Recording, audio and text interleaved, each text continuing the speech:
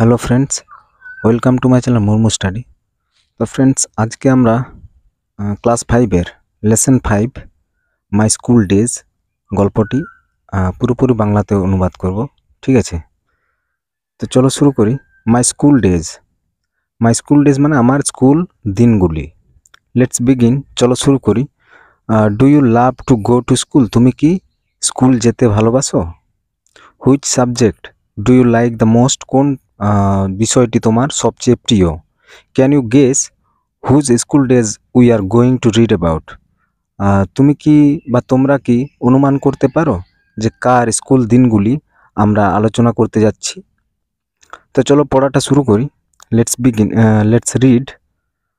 One morning I went to Ballygunge government high school with my maternal uncle. তাহলে এই পড়াটা হচ্ছে যখন সত্যজিৎ রায় ছোট ছিলেন তখনের সত্যজিৎ রায়ের নিয়ে এই পড়াটা রয়েছে। ঠিক আছে, তো চলো আগে পড়াটা শুরু করি। তো সত্যজিৎ রায় যখন ছোট ছিলেন তখন তার ছোটোবেলার স্কুল দিনগুলি, সেই দিনগুলি আলোচনা করা হয়েছে এই পড়াটাতে। তো চলো শুরু করি। One morning I went to Ballygunge government high school with my maternal uncle. তাহলে ওয়ান মর্নিং মানে একদিন সকালবেলা, আই ওয়েন্ট মানে আমি গিয়েছিলাম to Ballygunge government high school, Ballygunge government high স্কুলে গিয়েছিলাম উইথ মাই ম্যাটার্নাল আঙ্কেল, আমার মামার সাথে। The class teacher gave me a few questions to answer and also a few sums to solve. তাহলে ক্লাস টিচার মানে ক্লাসের যে শিক্ষক ছিলেন যিনি, গেভ মি মানে আমাকে দিয়েছিলেন আ ফিউ কোশ্চেন্স কিছু প্রশ্ন দিয়েছিলেন, টু অ্যান্সার মানে উত্তর করার জন্য, and also a few sums to solve এবং কিছু অঙ্ক দিয়েছিলেন সমাধান করার জন্য। আই রোড দ্য অ্যান্সার্স আমি লিখেছিলাম উত্তরগুলো লিখেছিলাম। সলভ দ্য সামস এবং অঙ্কগুলিকেও সমাধান করেছিলাম। অ্যান্ড শোড দেম এবং তাকে দেখিয়েছিলাম। টু দ্য টিচার মানে শিক্ষককে আমি দেখিয়েছিলাম। He went through the answer and noted. তাহলে ওয়েন্ট থ্রু এখানে হচ্ছে গো থ্রু। গো থ্রু মানে পড়া, তাহলে গো এর পাস্ট টেন্স এখানে দেওয়া আছে, ওয়েন্ট থ্রু। তাহলে সে ওয়েন্ট থ্রু মানে পড়েছিলেন দ্য অ্যান্সার্স উত্তরগুলি, অ্যান্ড নোডেড এবং মাথা নাড়িয়েছিলেন। His gesture indicated that my answers were correct and thus I was admitted to the school. His gesture মানে তার মাথা যে নাড়িয়েছিল, ইন্ডিকেটেড মানে ইন্ডিকেটেড মানে হচ্ছে মানে বোঝায় আর কি, তার মাথা যে ইশারা করে যে মাথা ওই স্যারটা নাড়িয়েছিল, তো সেটা মাথা নাড়িয়ে বোঝায় যে দ্যাট মাই অ্যান্সার যে আমার উত্তরগুলো ওয়ার কারেক্ট মানে সঠিক ছিল, অ্যান্ড দাস এবং এইভাবে I was admitted to the school এবং এইভাবে আমি স্কুলে ভর্তি হয়েছিলাম। Ballygunge government high school was on the eastern side of the Beltala road police station. তাহলে বালিগঞ্জ গভর্নমেন্ট হাই স্কুলটা ছিল অন দ্য ইস্টার্ন মানে পূর্ব দিকে, side of the Beltala road police station, তাহলে পুলিশ স্টেশনের পূর্ব দিকে স্কুলটা ছিল। The southern part of the school was our playground. তাহলে সাউদার্ন পার্ট মানে দক্ষিণ দিক, তাহলে southern part of the school তাহলে স্কুলের দক্ষিণ দিক ছিল আমাদের খেলার ground. It was surrounded by a lofty wall. তাহলে এটা ঘেরা ছিল, কি দিয়ে ঘেরা ছিল? বাই এ লফটি ওয়াল মানে একটা শক্ত বড় দেওয়াল দিয়ে। হোয়েন সিম ফ্রম অ্যাবাভ যখন উপর থেকে দেখা হয়, the school looked like the English letter T. তাহলে যখন উপর থেকে দেখা হয় তখন আমাদের স্কুলটা কেমন দেখায় না টি এর মতো। The vertical part of the T was the hall of the school. তাহলে ভার্টিক্যাল মানে এই যে টি এর যে সোজাসুজি নিচের দিকে আছে সেটা কি বলছে? ভার্টিক্যাল। তাহলে T was the hall of the school and the horizontal. তাহলে ভার্টিক্যাল অংশটা কি না হল, একটা হল যে সোজাসুজি নিচের দিকে আছে সেটা ছিল স্কুলের হলটা। And the horizontal part of the letter was formed by row of classrooms. তাহলে আর ক্লাসরুমের যে সোজাসুজি আছে বাম দিক থেকে ডান দিক উপরে সোজাসুজি দাগটা আছে টি এ যেটা, সেটা কি ছিল না স্কুলের ক্লাসরুমগুলো ছিল। The annual prize distribution ceremony was held in this hall. তাহলে অ্যানুয়াল প্রাইজ মানে বার্ষিক যে প্রতিযোগিতা যে প্রাইজ বিতরণগুলো হচ্ছিল সেরিমনিগুলো, ওয়াজ হেল্ড মানে এখানেই অনুষ্ঠিত হতো এই হলটিতে। Which had a gallery as well, যেখানে গ্যালারিও ছিল। Feast on occasion of Saraswati Puja, এখানে সরস্বতী পূজায় যে খাবার দাবার দেওয়া হয় তখন এখানে এই হল রুমেই হতো। আর অলসো অ্যারেঞ্জড হিয়ার, ঠিক আছে, তো এখানেই হতো। I still remember the experience of watching a Shakespearean play in this hall. তাহলে আই স্টিল, আমি এখনও পর্যন্ত মনে করতে পারি বা মনে করি, দ্য এক্সপিরিয়েন্স মানে অভিজ্ঞতা, অফ ওয়াচিং মানে ওয়াচিং আ শেক্সপিয়ারিয়ান প্লে মানে একটা শেক্সপিয়ারের যে একটা হয়েছিল, নাটক হয়েছিল, ইন দিস হল, এই হলে একটা শেক্সপিয়ারের নাটক হয়েছিল। The play was the merchant of the Venice. তাহলে প্লেটা ছিল কি না, নাটকটা ছিল the merchant of Venice, a few scenes from which were performed by a couple.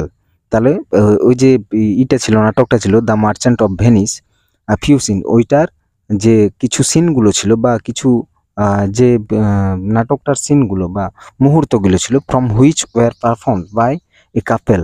তাহলে একটি কাপেলের দ্বারা কি হয়েছিল না, নাটক করা হয়েছিল। অফ ফরেন অ্যাক্টরস মানে ফরেনের যে বিদেশের যে অভিনেতাগুলো ছিল তাদের দিয়ে এটা নাটক করা হয়েছিল কাপেলের দ্বারা। কল্ড গ্রিনবার্গ অ্যান্ড সালিম, ওদেরকে কি, ওদের কি নাম ছিল না, গ্রিনবার্গ এবং সালিম।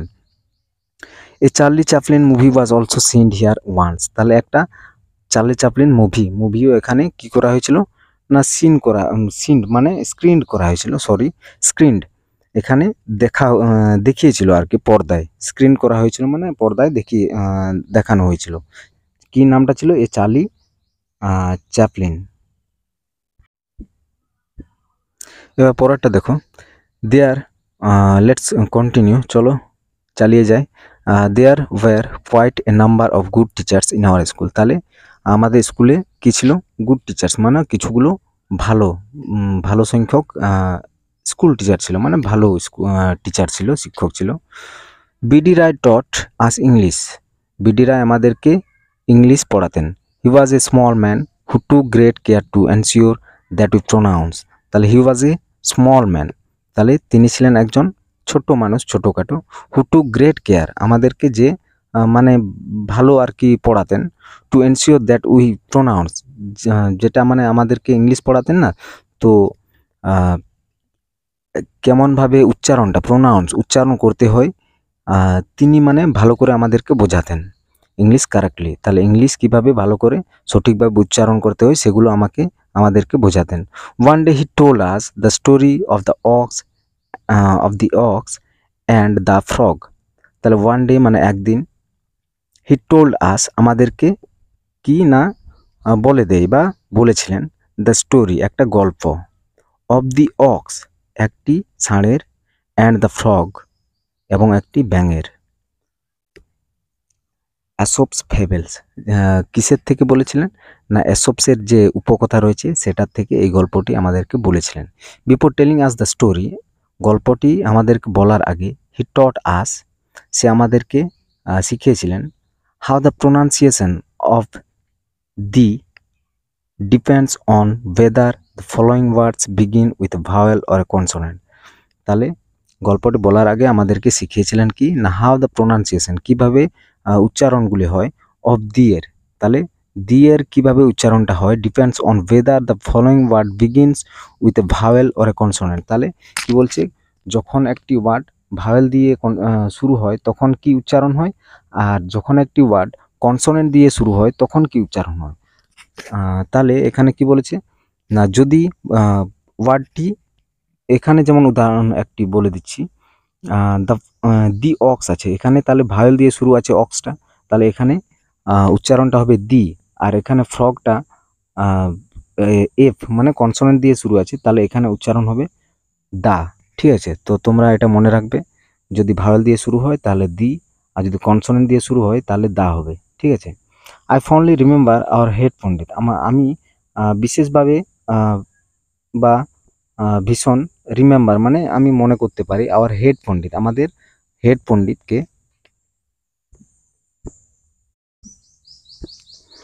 তাহলে আই ফন্ডলি রিমেম্বার আওয়ার হেড পণ্ডিত, আমাদের হেড পণ্ডিতকে আমি মনে করতে পারি, ভট্টাচার্য স্যার। কি বলছে, হেড পণ্ডিত ভট্টাচার্য স্যার, আমাদের যে ভট্টাচার্য স্যার ছিলেন তাকে মনে করতে পারি। For his excellent hand writing, তার এক্সেলেন্ট মানে অসাধারণ, অসাধারণ হাতের লেখার জন্য আমি তাকে মনে করতে পারি। I don't think anybody else could right Bengal more beautifully on the blackboard.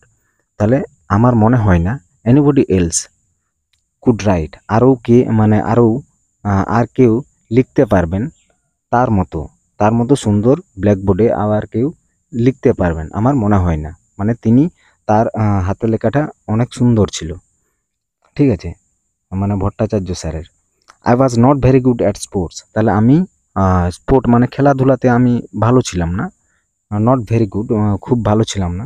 But I could draw very well, তাহলে আমি কি না আঁকতে পারতাম, খুবই সুন্দর আঁকতে পারতাম। As a result I became the favourite of our drawing teacher, তাহলে তার ফলে আমি আমি হয়েছিলাম the favourite of our drawing teacher, আমাদের যে ড্রয়িং টিচার ছিল তার প্রিয় হয়ে উঠেছিলাম, আশু বাবু। তাহলে ড্রয়িং টিচারের নাম কি ছিল? Ashu Babu.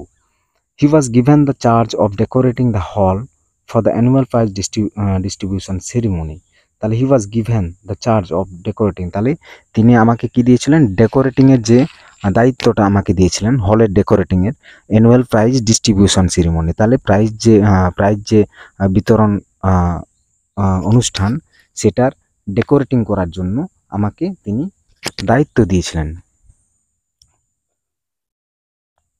He also conducted an event call music drawing, তাহলে তিনি আরও কি করেছিলেন? কন্ডাক্ট করেছিলেন দ্য দ্য কন্ডাক্ট করেছিলেন কি অ্যান ইভেন্ট, একটি অনুষ্ঠান কল্ড, যার নাম মিউজিক ড্রয়িং, ঠিক আছে। For this event there would be a blackboard and colour chalks on the table. তাহলে ফর দিস ইভেন্ট, তাহলে এই ইভেন্টের জন্য, এই অনুষ্ঠানের জন্য, এই ইভেন্টের জন্য there would be a blackboard, তাহলে একটি ব্ল্যাকবোর্ড রাখা হতো, অ্যান্ড কালার চকস, এবং রঙিন চক থাকতো, on the table, on a table, তাহলে টেবিলে ব্ল্যাকবোর্ড মানে টেবিলে চক রাখা হতো আর ব্ল্যাকবোর্ড থাকতো। A student would sing a song and another would draw a picture on the blackboard. তাহলে এই স্টুডেন্ট মানে একটি ছাত্র, উড সিং মানে গান করতো, অ্যান্ড অ্যানাদার উড ড্র, এবং আরেকটি স্টুডেন্ট কি করতো? অ্যানাদার উড ড্র মানে picture, would draw a picture, একটি ছবি আঁকতো, অন দ্য ব্ল্যাকবোর্ডে একটি ছবি আঁকতো। Trying to capture in lines, তাহলে কি না ট্রাইং মানে চেষ্টা করতো, বা টু ক্যাপচার মানে to capture in lines and colours the essence of the song, তাহলে যে গানটার যে সারমর্ম, সেটা দিয়ে মানে ছবি আঁকতে হবে। যেমন গানটা কেমন গাওয়া হচ্ছে আর কি, যে গানটার সারমর্ম ছবি দিয়ে তোমাকে প্রকাশ করতে হবে যে গানটা কেমন, ঠিক আছে। মানে একদিকে গান গাইছে আর একদিকে ছবি আঁকা হতো, মানে গানটার যে সারমর্ম ওইভাবেই ছবিটা আঁকা হতো, যে ছবিটা দেখলে যেমন গানটা বোঝা যায় আর কি, ঠিক আছে। The essence of the song in this way, এইভাবেই through many such happy and memorable episodes I spend 6 years of my school life. এইভাবেই many such happy and memorable মানে সুখ, এবং মেমোরেবল মানে স্মরণীয় যে ঘটনাগুলোকে, আই স্পেন্ড 6 years আমি কাটিয়েছিলাম 6 বছর, অফ মাই স্কুল লাইফ আমার স্কুল জীবনে আমি 6 বছর কাটিয়েছিলাম।